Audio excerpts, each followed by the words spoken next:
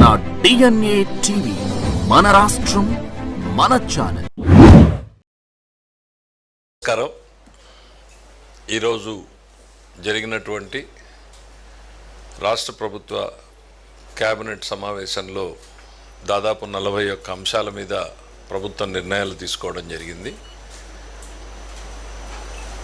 వాటిలో శాఖల వారీగా మనం చూసుకున్నప్పుడు ముందుగా హోంశాఖకు సంబంధించి దాదాపు 23 సంవత్సరాలుగా పదోన్నతి అనేటువంటిది లేకుండా కానిస్టేబుల్గా రిక్రూట్ అయిపోయి కానిస్టేబుల్గానే ఉండిపోయినటువంటి దాదాపు 385 మంది కానిస్టేబుళ్ళకి హెడ్ కానిస్టేబుల్ పోస్ట్గా అప్గ్రేడ్ చేస్తూ ఇవాళ నిర్ణయం తీసుకోవడం జరిగింది. ఇది మరి సిరీస్ ఆఫ్ గవర్నమెంట్స్లో ఇది కొంచెం నెగ్లెక్ట్ అయినట్టుగానే కనపడింది. అందుకని గౌరవ ముఖ్యమంత్రి గారు దాన్ని శాఖ రివ్యూలో చెప్పినప్పుడు ఇవాళ క్యాబినెట్ దానికి అప్రూవల్ ఇవ్వడం జరిగింది. 385 కానిస్టేబుల్ పోస్టులని ఆ హెడ్ కానిస్టేబుల్ పోస్ట్గా అప్గ్రేడ్ చేయడంతో వాళ్ళందరికీ కూడా పదోన్నతులు ఇవ్వడం జరుగుతుంది. న్యాయశాఖకు సంబంధించి 2 నిర్ణయాలు తీసుకోవడం జరిగింది. గౌరవ సుప్రీంకోర్టు ఆదేశాల మేరకు కొన్ని పోస్టుల్ని క్రియేట్ చేయమని చెప్పి సుప్రీంకోర్టు ఆదేశాలు ఇవ్వడం జరిగింది. దాని ప్రకారం దాదాపు రాష్ట్రంలోని న్యాయ విభాగాల్లో మొత్తం 21 పోస్టుల్ని క్రియేట్ చేయడం జరిగింది. 21 పోస్టులు ఎలాంటివంటే chief court manager, 5 senior court మేనేజర్లు, 15 కోర్టు మేనేజర్లు, ఇవన్నింటినీ కొత్తగా పోస్టులని క్రియేట్ చేయడం చేస్తూ క్యాబినెట్ నిర్ణయం తీసుకోవడం జరిగింది. దాంతోపాటు న్యూఢిల్లీలో ఏపీ భవన్లో మనకి అడ్వకేట్ ఆన్ రికార్డు కార్యాలయంలో ఆఫీస్ మేనేజర్ పోస్ట్ అనేటువంటిది ఒకటి కొత్తగా క్రియేట్ చేయడం జరిగింది. ఇక పంచాయతీరాజ్ గ్రామీణాభివృద్ధి శాఖకు సంబంధించి ఒక 20 పోస్టులు అన్యూటిలైజ్డ్గా ఉన్నటువంటి 20 పోస్టులని సప్రెస్ చేస్తూ నూతనంగా అవసరం ఉన్న చోట, ప్రధానంగా రీసెర్చ్ సంస్థల్లో అవసరం ఉన్న చోట 20 కొత్త పోస్టులని క్రియేట్ చేస్తూ నిర్ణయం తీసుకోవడం జరిగింది. దాని డీటెయిల్స్ కూడా మీకు ఇవ్వడం జరుగుతుంది. దెన్ ఇండస్ట్రీస్ అండ్ ఇన్ఫ్రాస్ట్రక్చర్కి సంబంధించి రామాయపట్నం పోర్టుకు సంబంధించి ఈపీసీ విధానంలో మనం గ్రీన్ఫీల్డ్ పోర్టు నిర్మాణం చేస్తున్నప్పుడు గతంలో ఇచ్చినటువంటి శాంక్షన్ల అమౌంట్లోనే విత్ ఇన్ ది లిమిట్ కొన్ని అదనంగా ఇవ్వాల్సినటువంటి పరిస్థితులు వచ్చినాయి. ఎందుకు అనంటే ఎన్విరాన్మెంటల్ ఇంపాక్ట్ అసెస్మెంట్ చేసినప్పుడు వారు కొన్ని సూచించారు. మనం ఎక్కడైతే డ్రెడ్జింగ్ చేస్తున్నామో, డ్రెడ్జింగ్ చేసిన మట్టిని ఇసుకని వేయాలనుకుంటున్నామో అక్కడికి కాకుండా అదనంగా ఇంకా కొద్దిగా దూరంగా వేయాలి. ఇక్కడ 20 మీటర్లే లోతుంది సముద్రం, అక్కడికి వెళ్తే 30 మీటర్ల వరకు ఉంటుంది. సో భవిష్యత్తులో అది తిరిగి వచ్చే అవకాశం ఉండదు అని సూచించడం మూలన ఆ ఎక్స్ట్రా డిస్టెన్స్ పోవడం జరుగుతూ ఉంది. అట్లానే అక్కడ ఉన్నటువంటి సాయిల్ క్వాలిటీ కూడా డిఫరెన్స్.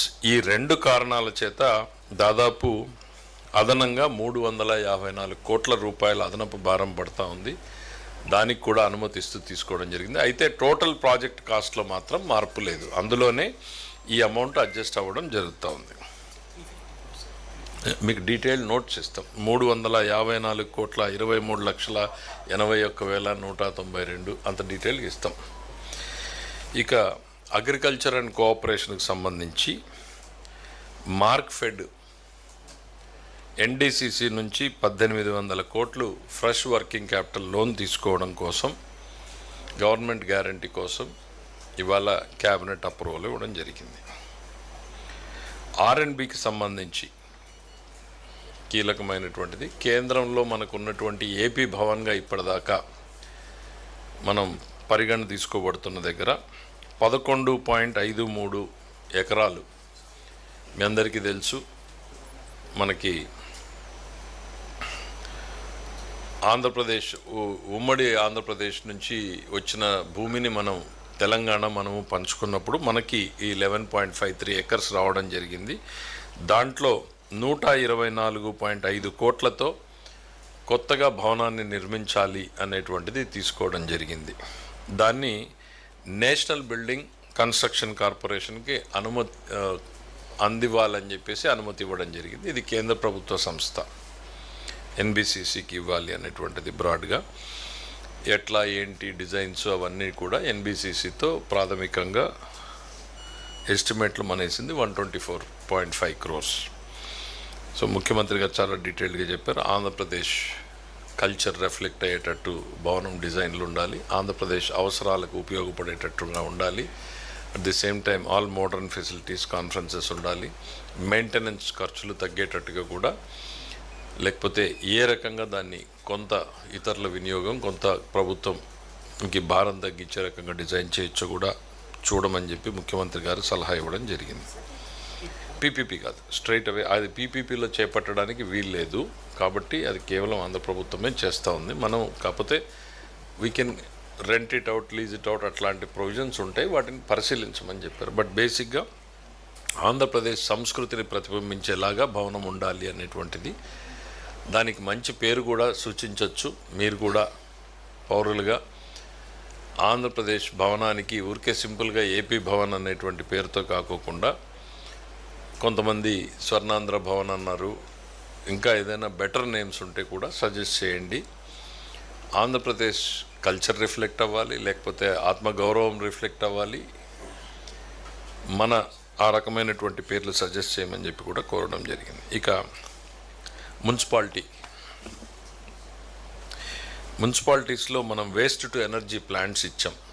అంటే అక్కడ ఉత్పన్నమవుతున్నటువంటి చెత్త నుంచి ఎనర్జీ తయారు చేసుకునేటువంటి ఆల్రెడీ మనం అక్కడ ఉన్నటువంటి ల్యాండ్, ఆ ప్లాంట్ పెట్టడానికి వాళ్ళకి అన్ని పర్మిషన్స్ ఇవ్వడం జరిగింది. అయితే ఇవాళ ఆ రిజిస్ట్రేషన్ ఛార్జెస్ ఒక 2% ఏవైతే ఉన్నాయో ఆ ఎగ్జంప్షన్ ఇవ్వడం జరిగింది. దానివల్ల 25 కోట్ల రూపాయల విలువైన ప్రాజెక్టుల మీద మనం ఆ 2% ట్యాక్స్ని ఎగ్జంప్షన్ ఇవ్వడం జరుగుతూ ఉంది వేస్ట్ టు ఎనర్జీ ప్రాజెక్టులకు సంబంధించి. రెండవది, మున్సిపాలిటీస్లోనే రకరకాల లోకల్ బాడీస్కి సంబంధించి కొన్ని దగ్గర షాపింగ్ కాంప్లెక్స్లు ఉన్నాయి, కమర్షియల్ కాంప్లెక్స్లు, షాపింగ్ కాంప్లెక్స్లు.